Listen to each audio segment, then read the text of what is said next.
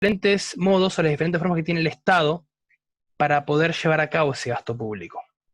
Yo se los traté de graficar, como me gusta a mí en PowerPoint, para que sea un poco más explicativo, más gráfico también para ustedes, y que a la hora de estudiarlo sea más llevadero, porque acá tenemos algunas clasificaciones dentro de lo que son los recursos originarios, derivados, provenientes de liberalidades, que ahora lo vamos a analizar, cada uno por sus diferentes componentes, pero la idea mía era que ustedes lo tengan de la forma más fácil para poder estudiarlo. Y es un tema que encima está muy relacionado con lo que está pasando actualmente con el país. Ahora vamos a ver por qué. Bueno, compartir. Ahí estamos.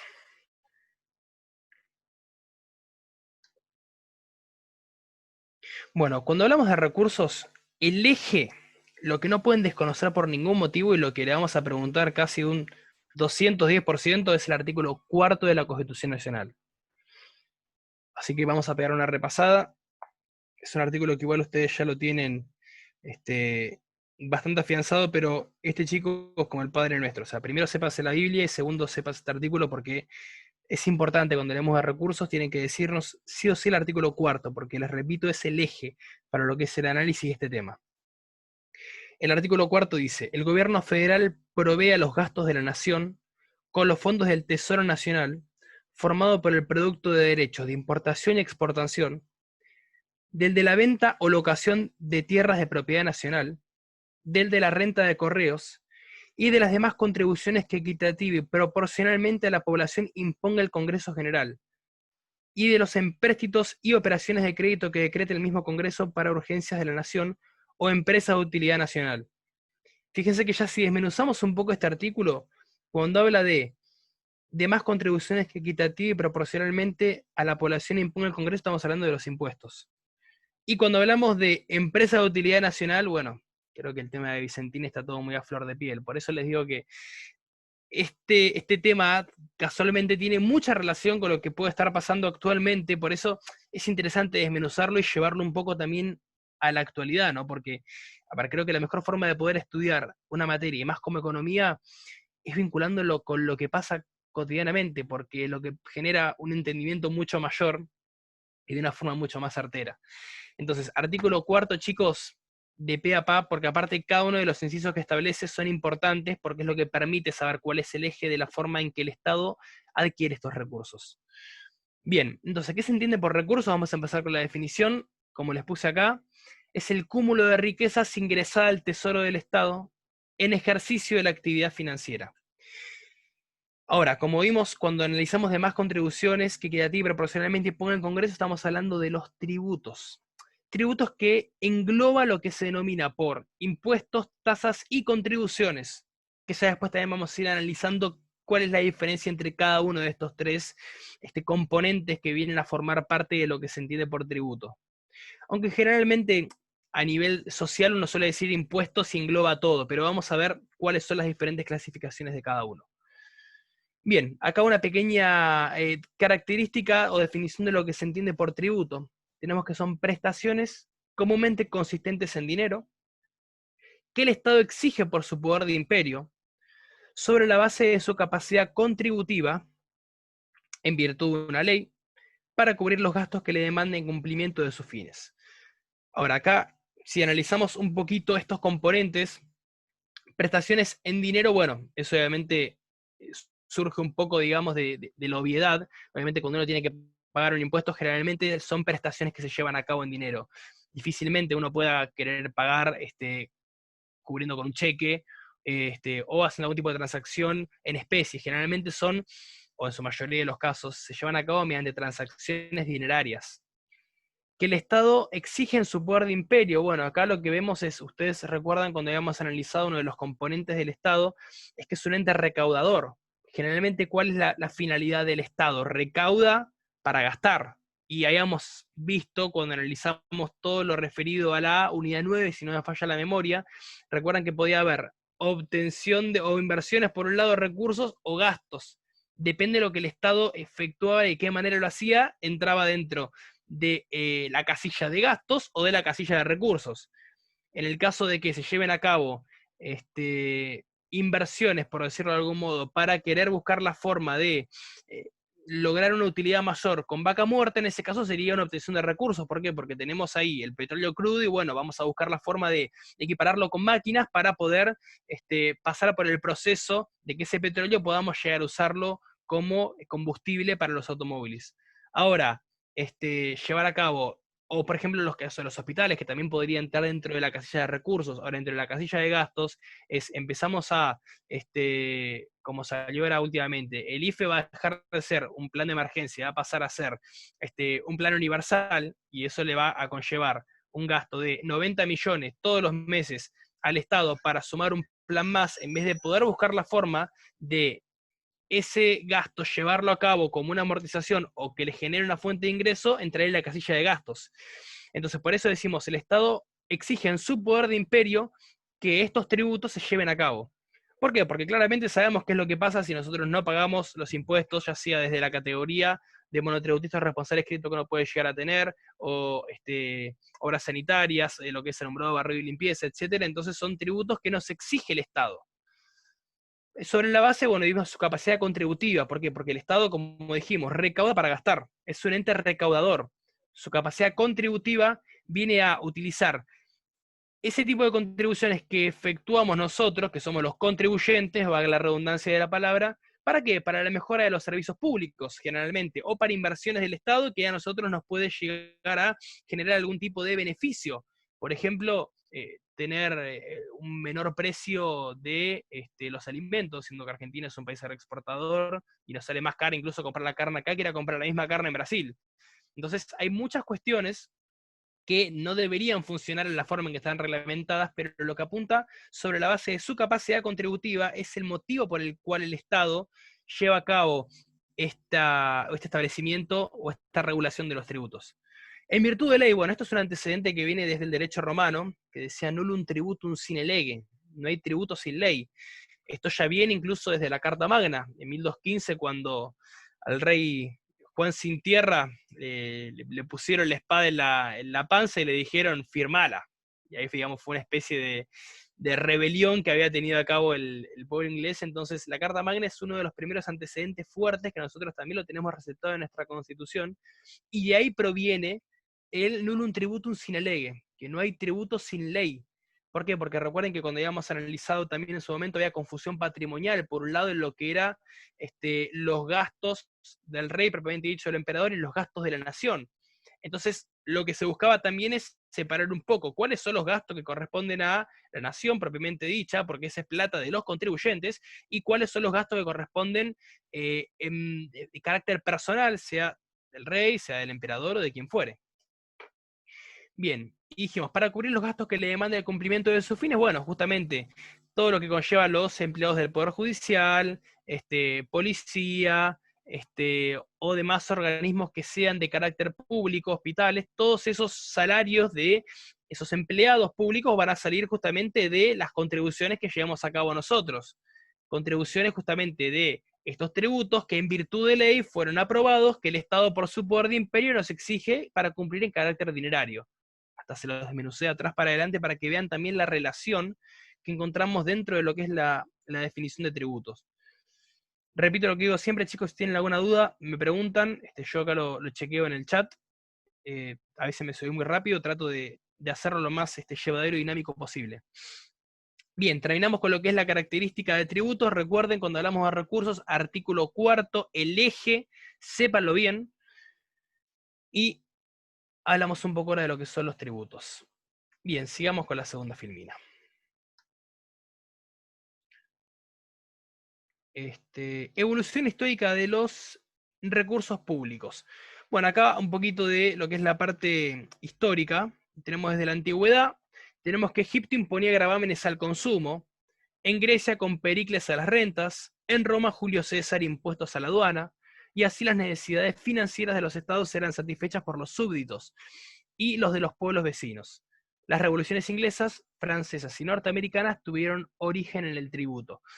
Esto no sé si lo habíamos analizado, creo que sí, cuando habíamos visto también un poco lo que es la parte de la bolilla 9, todo lo que es la parte de finanzas y lo que son las funciones del Estado propiamente dichas.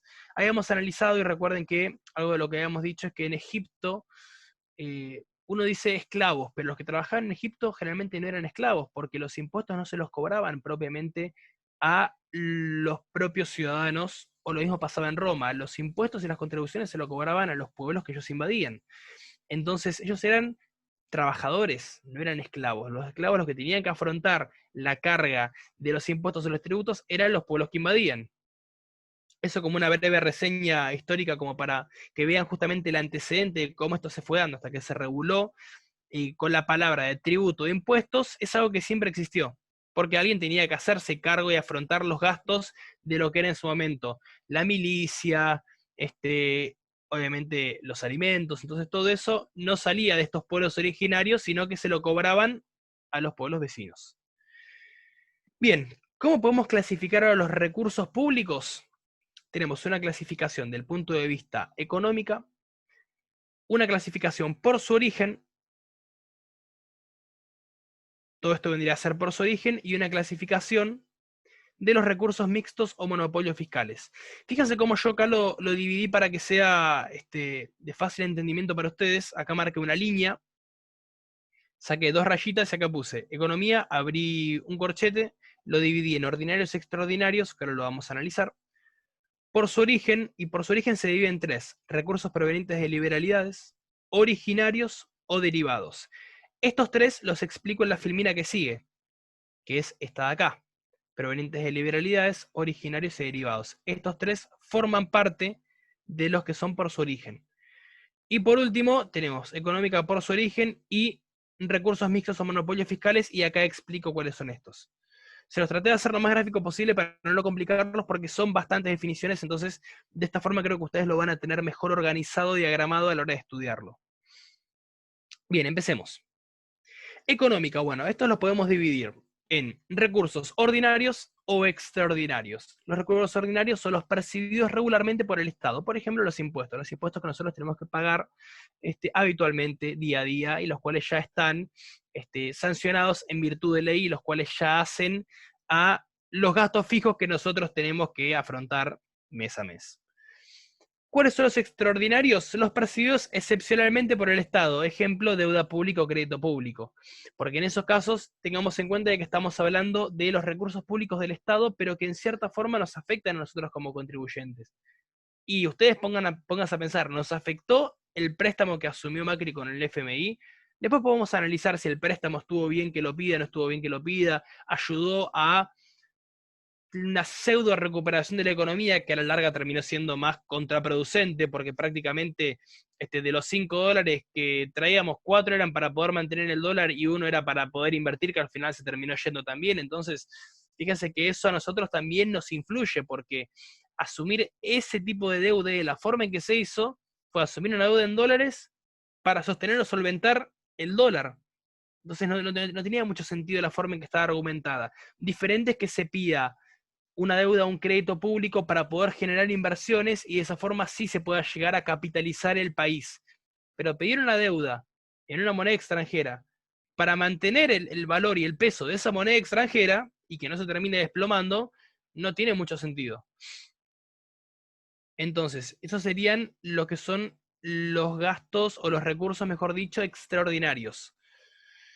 Bien, vamos a analizar ahora los que son por su origen. Tenemos, como dije, se dividen en tres: recursos provenientes de liberalidades, originarios o derivados de su poder de imperio. Pasamos a la tercera filmina. Bien, recursos provenientes de liberalidades. ¿Qué tenemos acá?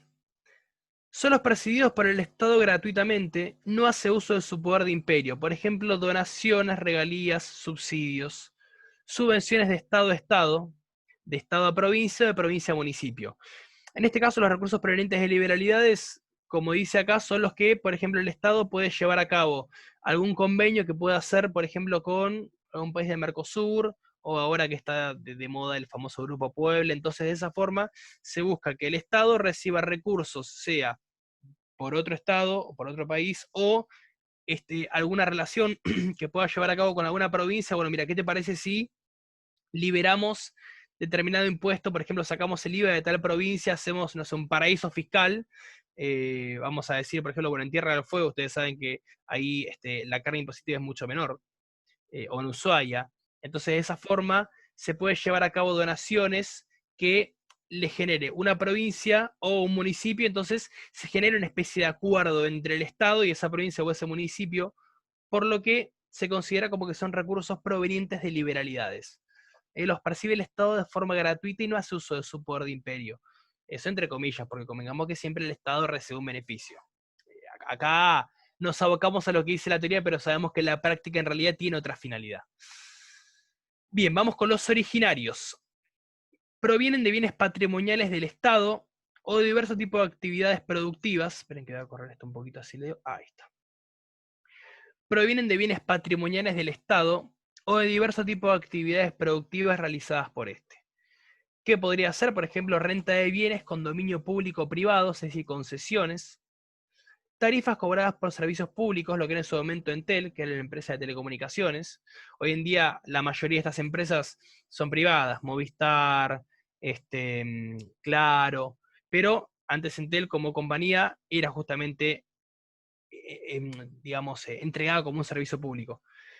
Y recursos de empresas estatales. Yo acá puse YPF, Aerolíneas, Vicentín, y vamos a analizar esto en un par de meses, a ver qué pasa, si se considera como una empresa estatal o no. Acá tengamos en cuenta, pero también faltaría Archicone.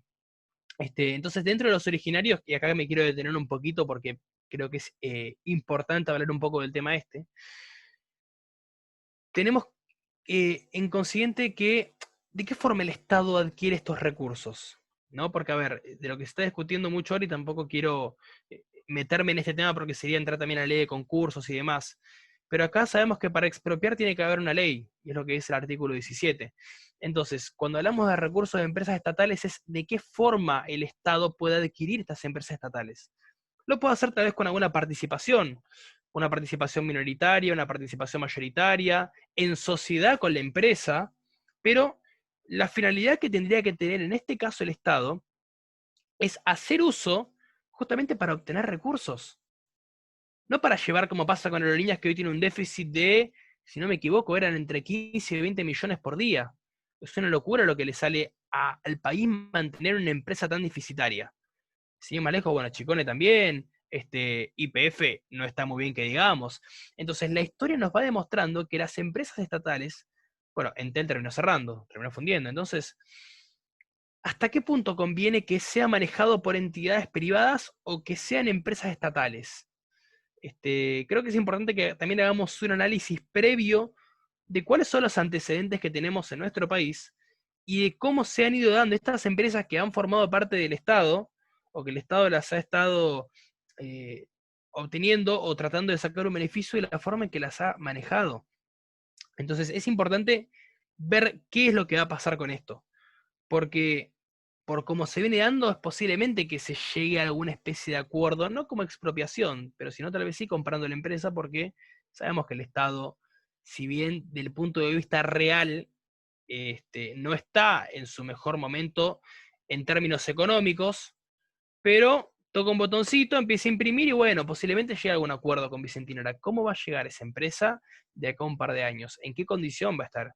Entonces, como les digo, hay que ver cuál es el trasfondo que hay detrás de aquellas empresas estatales y cuáles son los fondos que se ha estado haciendo hasta el momento. Entonces, y cuando hablamos de renta de bienes con dominio público-privado, que son las concesiones, bueno, hoy en día la mayoría, si no me equivoco, casi todos los peajes que tenemos son privados, por concesiones que se han entregado. Y en ese caso ustedes se podrían pensar, y bueno, pero eso no sería un poco, digamos, contradictorio con lo que nos dice el artículo 14, que es el derecho a circular libremente. Porque convengamos que ustedes no pueden ir a Buenos Aires y no pagar los peajes, o no pueden pasar de un barrio a otro barrio sin tener que pagar los peajes. Entonces, ¿hasta qué punto no es tampoco un principio que vaya contra lo que dice el artículo 14? Porque tampoco, que yo sepa, no tenés un camino alternativo, y si lo tenés, tenés que empezar a meterte por el campo, pasar por las vacas, y tardás 80 horas más en llegar. Entonces, fíjense cómo hay varias cuestiones que cuando uno se pone a hacer un análisis, tienen un contenido que uno dice, y es verdad, a ver, ¿hasta qué punto los peajes no serían inconstitucionales? ¿No? Porque Vos sabés que cuando tenés que ir a Buenos Aires, salvo que te vayas en un micro, pero te vas en auto y aparte del nafta que tenés que contar, tenés que empezar a contar lo que vas a gastar en peajes.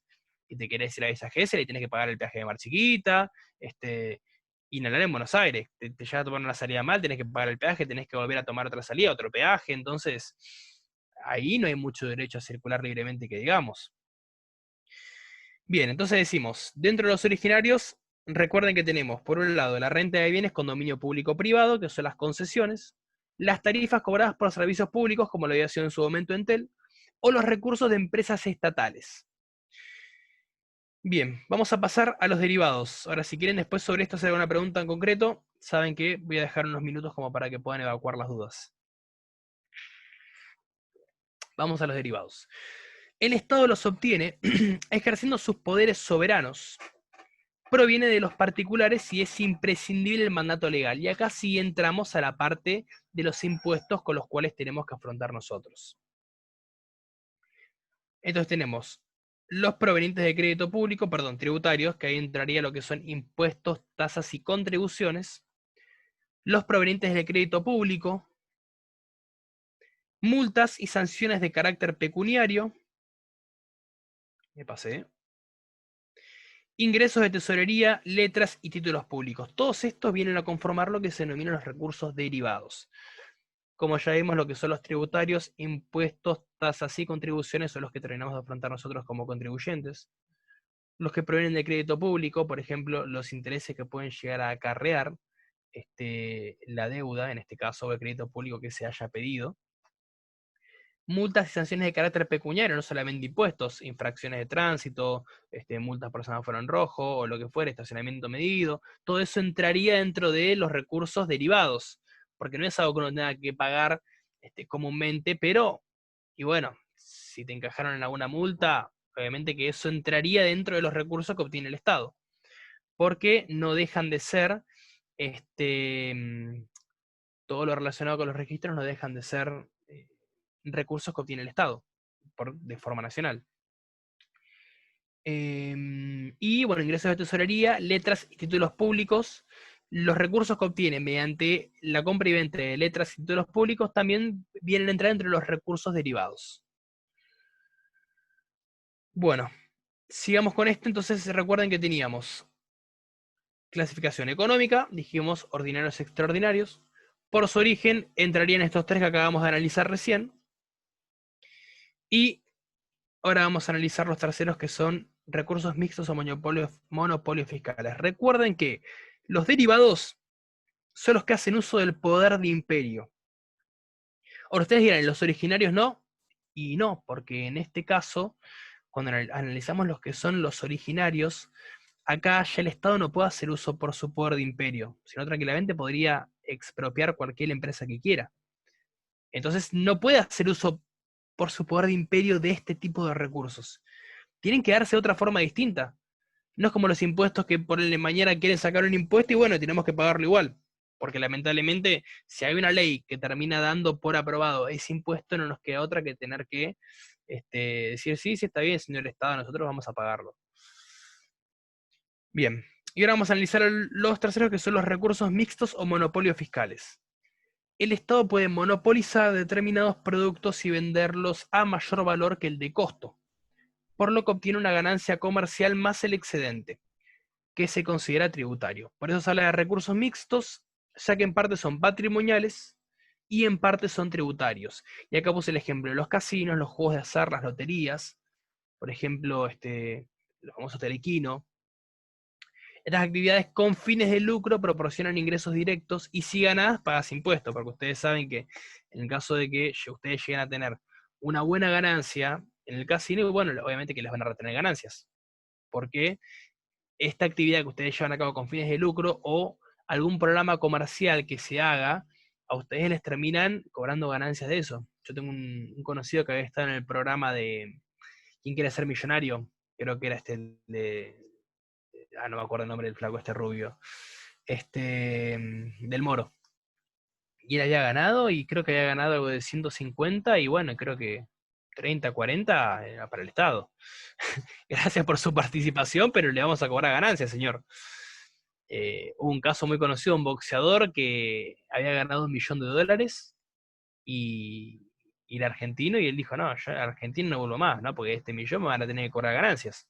Entonces, fíjense que ese tipo de cuestiones, o lo mismo pasa mucho con los futbolistas. Yo he estado en un par de charlas vinculadas con lo que es derecho deportivo, y ustedes saben que los jugadores que son nacionalizados argentinos tienen la doble tributación, por ejemplo, los que están jugando en España, típico caso el de Messi. Entonces supongan que él tiene que ganancias, si no me equivoco, entre el 21 y el 20, creo que el 25%, entre el 21 y el 25%. Y en España es el 10%. Bueno, el resto que falta lo tiene que tributar acá. Y eso pasa con todos los jugadores que son argentinos y están jugando en otro lugar. Por el simple hecho de tener la doble nacionalidad o por el simple hecho de ser nacionales argentinos, pero estar representando a su país, o por algún pase que puedan llegar a tener, tienen que indefectiblemente tener que tributar acá en Argentina. Es una locura. Entonces fíjense si no hacen negocio también con el fútbol. Creo que es con lo que más negocios hacen. Entonces, y cuando habla de los monopolios fiscales, es por ejemplo el caso de que se termine comprando un casino que sea solamente nacional, y de esa forma ahí sí lo sería como un recurso justamente, pero con fines de lucro, donde pueden participar los particulares, pero con la salvedad de que sí ganan y bueno, tienen que pagar ganancias. Como ven, el Estado nunca pierde. Bien, recursos de empresas estatales. ¿Qué tenemos acá? El Estado se ha desempeñado en el sistema económico bajo distintas formas jurídicas. Empresas del Estado, sociedades de economía mixta, sociedades anónimas con participación estatal mayoritaria o minoritaria. Y esto vendría a entrar en todo lo que es el tema de los recursos, como habíamos analizado anteriormente, de los recursos originarios. ¿Por qué? Porque acá es la forma en que el Estado puede entrar dentro de una empresa. ¿En carácter de qué? Puede entrar justamente como una empresa que sea completamente del Estado. Puede entrar desde el punto de vista societario. Bueno, mira, muchas veces ha pasado que el Estado ha querido arrojar salvatajes a empresas que estaban por quebrar, entonces, bueno, está bien, yo tengo la salvedad de que te doy una mano, pero parte de la empresa es mía. Entonces, ahí también va un poco la forma en que articula el Estado y cómo manipula la cuestión para poder hacer uso de una ventaja, obviamente lucrativa, contra una empresa que está atravesando por crisis financieras. Entonces, hay que tener mucho cuidado con esto, y puntualmente, esta es una rama que también está muy buena explotarla del punto de vista del derecho, porque no hay abogados que se especialicen en todo lo que es la parte administrativa, tributaria y empresarial, porque acá el Estado cree que puede subrogarse su atribución de adquirir una empresa como tal. Mira, vos estás mal, quédate tranquilo. Yo, Estado, soy solvente, obviamente que tengo solvencia de sobra. Yo te doy una mano. Vamos a hacer una cosa, yo te exento un poquito de impuestos, o te doy alguna ayuda, o te ofrezco créditos a muy buena tasa. Fíjense que con Vicentina había pasado, ellos decían que eran, durante 50, 60 años eran clientes del Banco Nación. Y hoy en día el Banco Nación es uno de los principales acreedores que tiene Vicentín. Es por eso que también quieren adjudicar la figura de la compra de la empresa. Ahora está hablando de una sociedad. ¿Por qué? Porque el Banco de la Nación es justamente uno de los principales acreedores que tiene. Entonces, ¿de qué forma el Estado viene a formar parte o viene a querer inmiscuirse dentro de los asuntos de una empresa privada, pero bajo qué condición lo hace? Entonces, esto, como les digo, es muy interesante porque, al margen de que es una rama, como les digo, del derecho que no está muy explotada, y que aparte, desde el punto de vista económico y pecuniario, deja muy buenos honorarios, es algo de lo cual no los capacitan, no los capacitan en la facultad, y son muy pocos los cursos que se hacen. Por eso es una rama que está buena para explorar. Pero bueno, acá lo que apunta es, ¿de qué manera el Estado puede llegar a entrar dentro del sistema de una empresa y bajo qué forma se la va a adjudicar? Bien, sigamos. Bueno, vamos a hablar un poco de lo que es la parte de los tributos. Recuerden que empezamos esta clase haciendo una clasificación, una pequeña característica de qué son los tributos.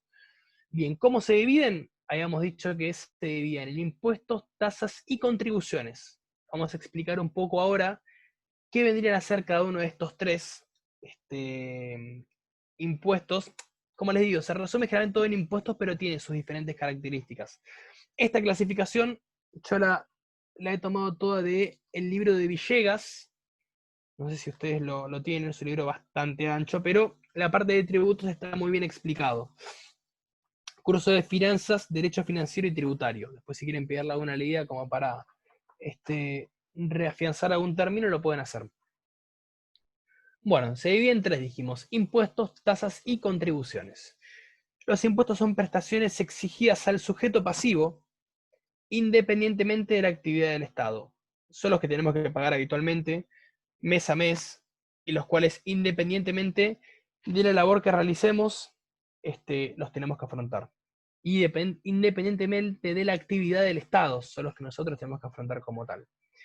¿Qué vendrían a ser las tasas? Actividad especial del Estado materializada en un servicio. Bueno, acá sí podemos incluir lo que es alumbrado, barrido y limpieza, los servicios que pueden hacer, las tasas que pueden hacer para el funcionamiento, comillas, el funcionamiento habitual de nuestra vida cotidiana, para la recolección de basura, etcétera, etcétera, etcétera.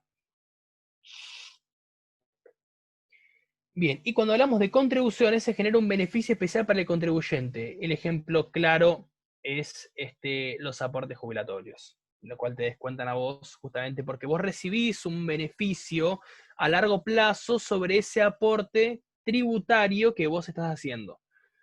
Es importante que sepa bien esta clasificación porque, como vemos, los impuestos, ya sea por ejemplo el IVA, ya sea la carga que uno puede tener como monotributo responsable inscripto, porque se supone que a mayor facturación uno tiene, bueno, más obviamente te descuenta el Estado, porque se considera que tu posición contributiva es mejor, que a ver, como contraposición de eso también uno puede obtener otro tipo de beneficios, por ejemplo, qué sé yo, tasas a mayor plazo. Yo les había mencionado el crédito que había sacado el banco a tasa cero. Bueno, si uno es monotributista clase D, E y F, si no me equivoco, o a partir de la D en adelante te dejaban sacar 150.000. Si vos sos categoría A y B, creo que te daban 60, 70. Entonces, te da un beneficio que obviamente tu carga contributivamente.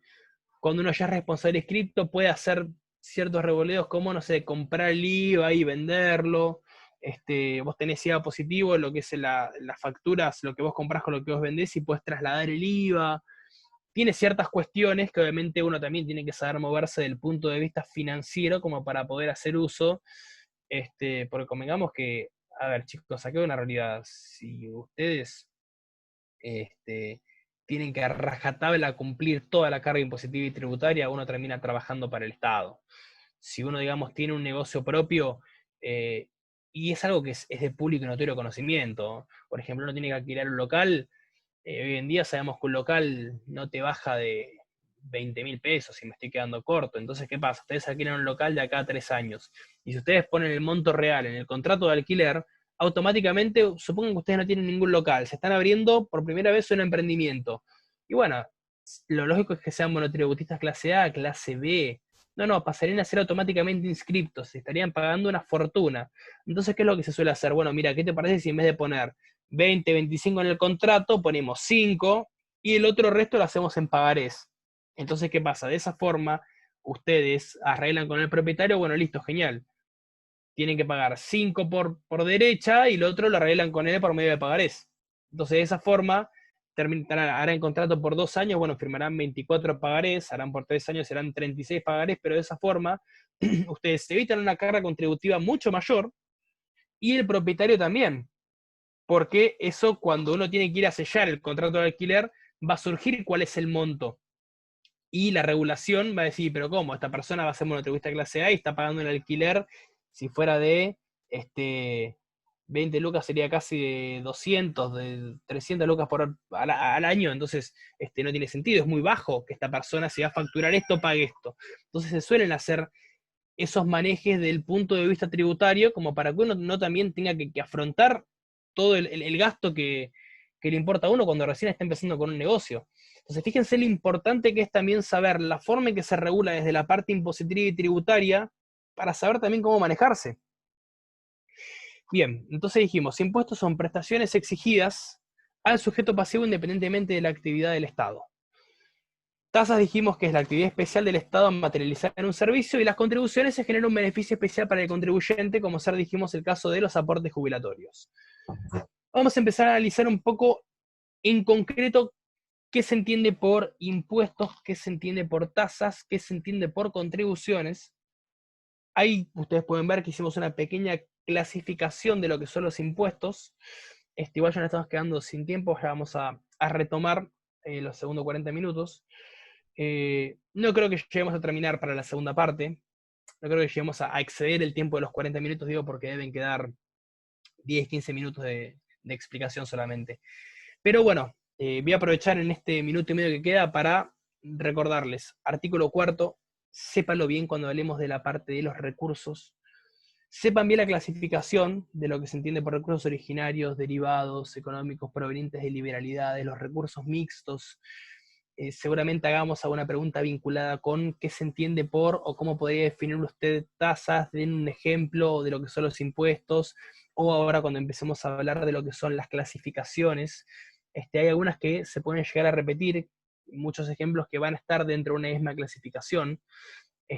Por ejemplo, lo que son los nacionales, y puede ir el IVA, y también lo que son los indirectos, porque el IVA se traslada. Ahora ya vamos a empezar a meternos bien en la parte impositiva y tributaria. Si hay alguna pregunta hasta ahora, dígame chicos, si no hacemos un pequeño break de 5 minutitos y ya retomamos para la segunda parte y seguir explicando lo que es la unidad de recursos. Lo que nos quedaría pendiente y en el tintero analizar un poquito más a fondo es la parte de crédito público, que eso seguramente lo vamos a ver el miércoles que viene. Y bueno, ya iríamos definiendo un poco lo que es esta segunda parte, más vinculado con lo que es el tema de finanzas. Así que bueno, cortamos acá, Nico, y ya retomamos en 5 minutitos, más o menos. Dale, dale, perfecto, Lea. Nos vemos en 5. Dale.